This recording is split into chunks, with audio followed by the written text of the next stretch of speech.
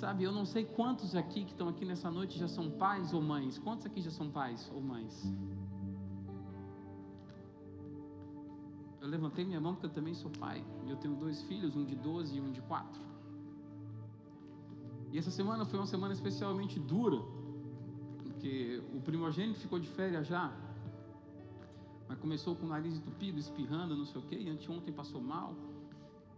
E o pequenininho, que a gente sempre considera o mais frágil, porque o menor tem 4 anos, ontem quando a gente veio para a igreja, ele apresentou um quadro de febre. E a gente falou, poxa, mas na hora de ir para a casa do Senhor, fazer o serviço do Senhor, a gente vai ou fica? E nós viemos, porque a gente falou, Senhor, a gente vai cuidar da sua casa, sabendo que tu vai estar cuidando da nossa. E hoje de manhã teve reunião de alinhamento com os departamentos da igreja, e quando a gente saiu de casa, ele estava melhorzinho, quando ele chegou aqui, voltou a febre de novo. Sabe, o coração da gente fica desse tamanho. E eu como pai, diversas vezes, e Tati como mãe, quando a gente vê nossos filhos doentes, prostrados, ou sofreu algum tipo de brincadeira na escola que magoou, machucou, quantas vezes eu orando com ela e falei, Senhor, tira essa enfermidade do meu filho, passa para mim. E ela da mesma forma, a gente clamando na madrugada, ele é muito pequenininho, ele não pode estar passando por isso. Ele não pode estar sentindo uma febre dessa, ele não pode estar tremendo de calafrio, Senhor, passa para mim, porque eu já tenho mais estrutura. E a gente tenta trocar de lugar com o nosso filho, porque a gente ama tanto e a gente não quer ver o filho sofrer. E eu te digo que é um amor tão diferente que, depois que eu me tornei pai, quantas vezes eu já pedi perdão aos meus pais por não ter sido um filho compreensivo. Porque a gente de fato só entende o que é ser filho, ou como deveria ser filho, quando a gente passa a ser pai e entende o que é perder uma noite, perder uma madrugada, e você vê um ser tão pequeno que você não consegue imaginar o tamanho do amor que você tem, é desproporcional ao tamanho de algo tão pequenininho, e você não consegue explicar. Que como eu falei, quando você vê um filho sofrer, você quer se colocar no lugar dele, você quer dar a sua vida para estar naquele lugar, naquele ambiente de dor, para que ele não passe nada daquilo. Mas é só o que você imagina. Eu imagino aqui, por exemplo, Célio e Li, que eu sei que são pais amorosos com o Luizinho. Quando você vê seu filho abatido, você fala, não, me bota nessa situação, mas tira ele disso. Quem é que já imaginou aqui, principalmente quem é pai e mãe, uma situação onde você ama alguém que não é o seu filho, ou você ama algumas pessoas que não são da sua família, e você chega assim, Marcelo, e fala assim, ó, eu amo tanto esse pessoal dessa igreja aqui, que eu vou pegar e vou entregar meu filho Luizinho, para que ele morra, para que todo mundo aqui seja feliz. Sabe, eu não consigo entender isso. Se Deus chegar para mim assim, eu falo, pega seus filhos e entrega para serem mortos, para que a humanidade seja feliz. Eu falei, calma, Deus, são os meus filhos, você me deu para eu cuidar. Você me deu, e quando eles estão mal, a dor é tão grande que eu quero trocar de lugar com eles. E como assim eu vou entregar ele por alguém? E quando eu começo a entender isso hoje, porque sou pai, não tenho como eu não entrar em crise quando eu leio o que está escrito em João 3,16, porque Deus amou tanto o mundo, que Ele deu o seu Filho único.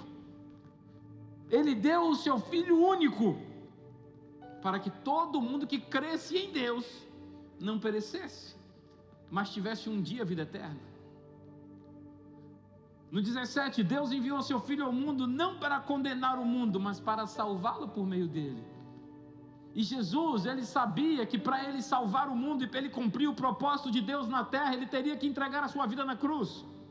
Sabe, não foi algo de chegar assim, meu filho, você vai descer como filho de Deus, e você vai passear pela terra aí no mundo, e você vai viver a sua vida, e você vai pregar a sua mensagem, porque todos nós carregamos uma mensagem. E eu já quero te perguntar nessa hora, se você tem dividido a mensagem que Deus colocou no seu coração com aqueles que estão à sua volta. Você tem dividido a mensagem de amor que Deus tem te dado, você tem servido dentro da comunidade que Deus te plantou? Aí tem muita gente que fala assim, não, bispo, eu não divido a mensagem porque eu não tenho mensagem, e eu não divido a mensagem porque eu não sou um pastor. Eu acredito que todos nós aqui somos sacerdotes de mercado. Sabe, você pode ser um sacerdote no seu consultório, Você pode ser um sacerdote no seu escritório. Você pode ser um sacerdote no seu trabalho, na sua empresa, no seu colégio, na sua faculdade. Todo mundo que foi alcançado carrega uma mensagem de salvação, de arrependimento, de perdão e, acima de tudo, uma mensagem de amor. Só que tem gente, às vezes, que por egoísmo não quer dividir aquilo que Deus deu. E Deus pagou um preço alto por isso. Sabe, não é como Deus diz assim: Deus, eu tenho uma família de 12 filhos e eu vou pegar um aqui que se chama Jesus e vou dar ele para salvar o mundo. Não, ele tinha um filho. Ele falou: este eu vou dar ao mundo, não para que viva uma vida, pregue uma mensagem e morra de velhice, mas que ele vá e no auge da sua força, no auge do seu ministério, aos 33 anos, ele seja pisado, ele seja batido, ele seja cuspido, ele seja rasgado, ele seja caluniado, ele tenha o corpo ferido, as emoções dilaceradas, para que eu possa reunir e arrebanhar uma família no futuro.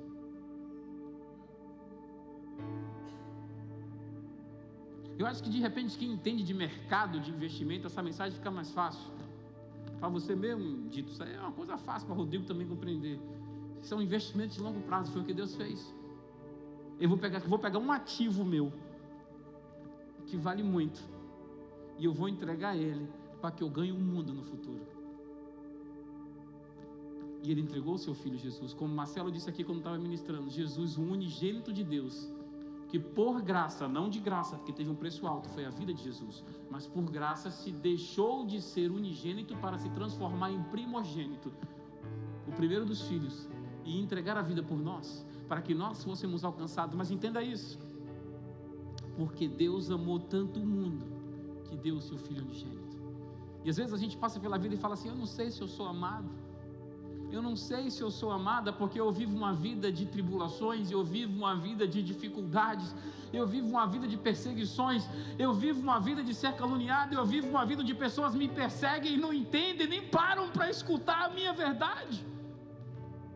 Eles não sabem se o que eu fiz, ou quem eu agradei, ou a quem eu ajudei, ou a quem eu defendi tinha razão ou não, e deliberadamente me acusam e querem buscar o meu mal, e querem calar a minha voz, ou perseguem até o ponto de querer me matar. Está difícil demais. Mas Jesus, andando aqui por essa terra, Ele deixou lições valiosíssimas. E uma das lições que Jesus nos deixou, Ele disse: no mundo tereis aflições. Note que Ele disse aflições no plural. No mundo tereis aflições. Mas Ele é tão lindo, tão maravilhoso, tão cheio de amor, tão cheio de graça, que não para aí o que está escrito. Se parasse aí seria terrível, uma sentença para a gente vai ter aflições, Senhor, e o refrigério. Mas Ele diz: no mundo tereis aflições, mas tende bom ânimo. Tende bom ânimo, eu venci o mundo. Em outra passagem nas Escrituras Sagradas diz assim: toda arma forjada, toda arma preparada, toda ferramenta pensada, tudo de ruim, negativo, construído, maquinado, imaginado para buscar o seu mal, toda ferramenta e toda arma forjada contra você não prosperará. Ele não está dizendo que não vai ter mal maquinado contra nossas vidas. Ele não está dizendo que não vai ter arma forjada contra nossas vidas. Ele não está dizendo que ninguém vai pensar algo de ruim sobre nós, sobre os nossos filhos, sobre a nossa família. Ele não está dizendo isso. Ele está dizendo que vai ter sim algo pensado, mas não vai adiante. Eles podem até fazer planos, mas o Rei dos Reis, o Senhor dos Senhores, aquele que veio como campeão e, como foi dito aqui, tetelestai, pagou o preço por mim e por você, por graça e por amor, não vai deixar que isso vá adiante. Não vai deixar que isso vá adiante. Muita gente tenta nos buscar, muitos tentam nos fazer o mal, muitos tentam nos condenar. Não, essa atitude eu não concordo, eu vou condenar. E hoje, o doutor Pedro pode até falar melhor que eu, que é advogado e é criminalista. Hoje, eu nunca vi, e eu li um livro que terminei semana passada. Quem quiser anotar o nome desse livro, eu altamente recomendo que vocês leiam. É uma guia de sobrevivência para os últimos dias. A capa dele é um pá de coturno, assim, de bota, e a Bíblia no meio. Guia de sobrevivência nos últimos dias. Eles falam várias coisas que aconteceram nos últimos dias. Uma das coisas que ele fala é justamente sobre isso: o número desenfreado de ações judiciais que iam acontecer no mundo, uns contra os outros, com ou sem razão. E hoje a gente já vive isso. Vou processar você. Você me olhou errado, vou processar você. Você falou algo que eu não gostei, vou processar você. Você é um mentiroso, vou processar você. E hoje a gente está vivendo isso. E todo mundo já anda com aquele, principalmente que não é da área do direito, que é o meu caso, eu não sou. Mas o doutor Pedro pode atestar isso. Hoje está assim. Tudo hoje é processo. Mas eu quero que você entenda uma coisa. Às vezes a gente fica com aquela angústia. Para quem não é da área jurídica, que é o meu caso, eu não sou, eu sou administrador de empresas.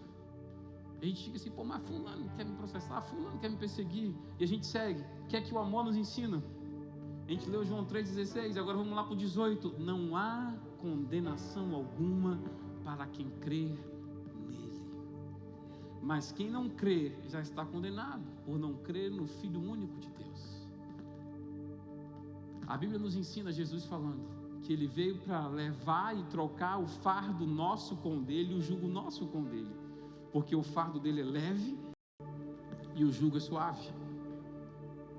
Jugo é aquela canga. Quando você vê um boi arando a terra que tem aquela canga, bota os dois bois juntos, é isso. Isso que é jugo. Então Jesus veio para dividir o nosso jugo com o dele. O dele é leve e suave, e ele veio para levar a canga nas costas junto com a gente, para que a gente fosse capaz de viver uma vida leve aqui na terra. Então, se tem alguém te perseguindo, se tem alguém te procurando, querendo tragar a sua vida, procurar o seu mal, Jesus está com você dividindo a carga. Aí você deve estar pensando assim, não, mas está pesado. Se você acha que está pesado, imagine se ele não estivesse do seu lado. Calma, vai resolver. Não sou eu que estou falando, é a Bíblia. Nenhuma condenação há. A Bíblia não diz só, algumas condenações acontecerão.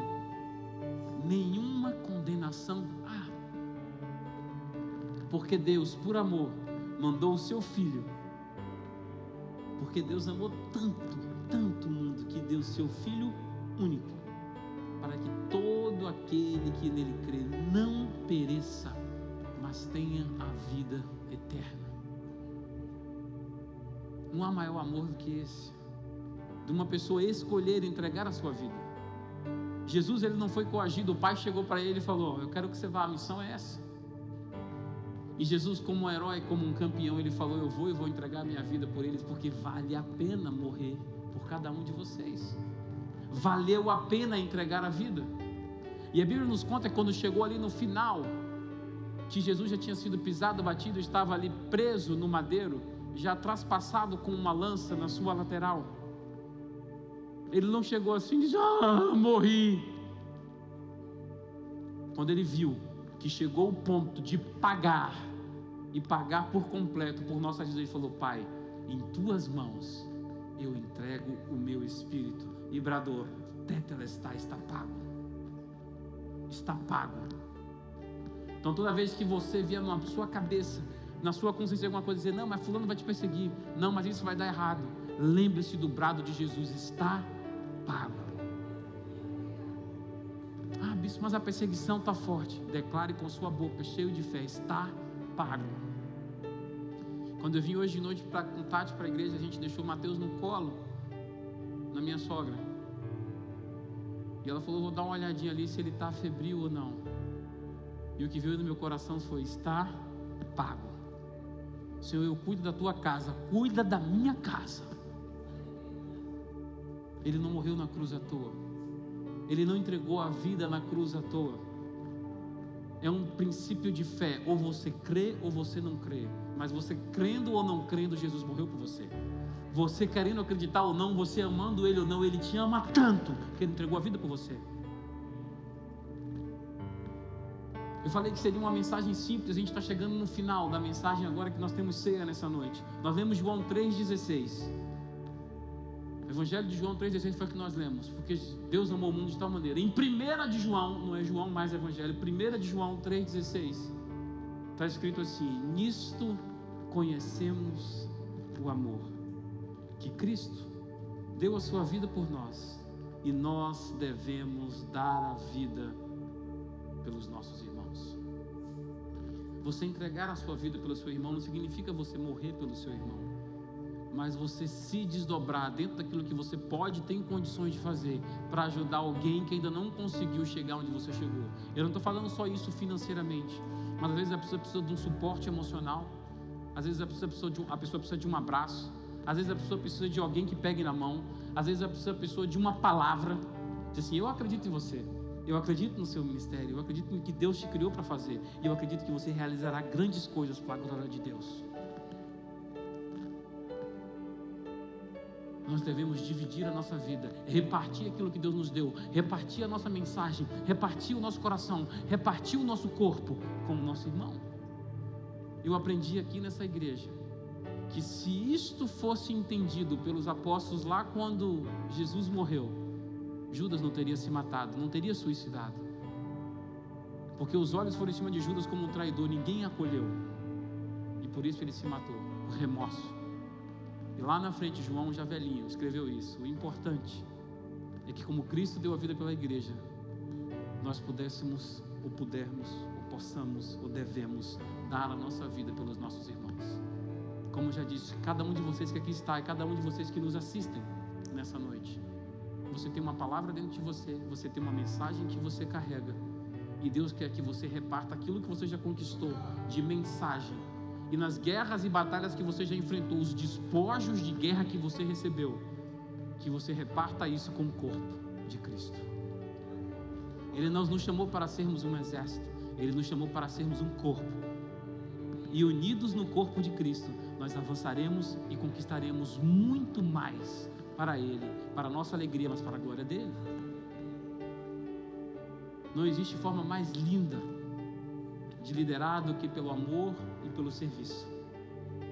Então que você entenda essa mensagem nessa noite, e entenda que o amor que Jesus tem, teve e terá por nós é algo tão maravilhoso, tão grande, que não pode ficar somente conosco. A gente tem que repartir com as pessoas que estão próximas de nós e com os que estão distantes, mas estão mesmo assim dentro do nosso alcance. Eu espero que você entenda isso nessa noite, que você reflita sobre essa mensagem nessa noite, dos Dias dos Namorados, e entenda que o maior amor que alguém poderia ter por você, esse alguém é o Senhor Jesus, que escolheu você como noiva linda, adornada, pura e santa, para vir do céu à terra mais uma vez, resgatar a nós, para que na eternidade toda possamos viver lado a lado com Ele, glorificando e vivendo dias de alegria na eternidade, sem peso nenhum, sem doença, sem dor, mas felizes em Jesus. Deus abençoe em nome de Jesus.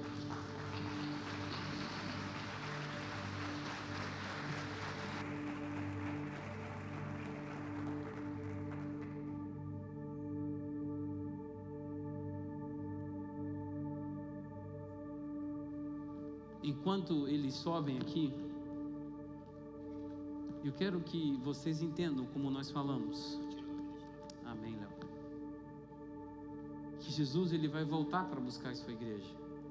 E a Bíblia, ela nos ensina que nós somos noiva de Cristo. E quando nós vamos participar de uma liturgia, de um casamento, é muito comum a gente ver o noivo em pé na frente. E eu já passei por isso.